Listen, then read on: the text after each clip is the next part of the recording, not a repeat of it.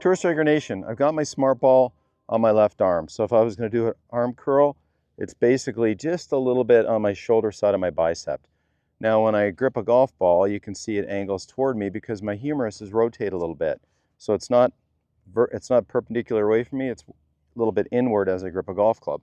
So when I grip a golf club, you'll see where it goes. Now, this is a big deal because I want you to understand a drill we do at the golf camp called down, down, up. And you're thinking, Martin, what is down, down, up? Well, it's a behavior good players make in their swing. So as I go to address a golf ball here from the face-on perspective, when I set up to hit this, since golf is a game where we don't play it up here, we play it down here, the motion my shoulder is going to make is one where my shoulder works down into a backswing. Now there's a mild arcing upward, obviously, to complete that backswing.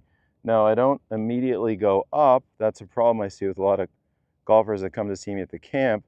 They don't have this secondary down. So here's the first down of the smart ball. Here's the secondary down. Now that's a down that's reliant on how I unweight myself into my lead leg. So to do this really peacefully and learn this behavior, here's the motion. We're going to work down, feel nice and wound. Here's the unweighting. There's the second down, commensurate with me taking pressure, starting to let it move into my lead foot, and then finally the up. Why is that such a big deal? It's just like if you're going to shoot a long jump shot. You'd bounce the ball. As you pull the ball up, you unweight yourself into the ground, so you get to use the ground to help you accelerate your arm and have better finesse on the basketball.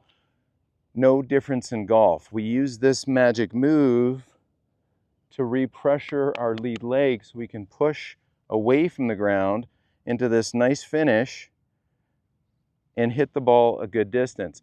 When you watch a poor golfer, you'll see something where somebody will be down here, they haven't extended. The good player is going to go down, down, and then up. So what I suggest is put a ball on a tee, grab a 7 or 8 iron, and make swings that are full shape, but 60% energy. So this is the look of it. Waggle, waggle. The smart ball is going to work down and under my chin. There's a secondary down, down, down, and up. And so there's a nice little shot to this full extended finish. Let's hit another. Start this exercise really, really slow. Slower than you think, because believe me, you're going to want to start peppering it real quick. But give yourself some grace here. In fact, set a timer on your phone. You know, just set the timer, 10 minutes of full motion, 60% energy, trying to really negotiate these motions with this drill, with this exceptional drill with your smart ball on your lead chest. So the sense is, let this work its way down, down, and up. So now fast forward 5 minutes of dedicated, mindful, disciplined practice, and let's speed one up.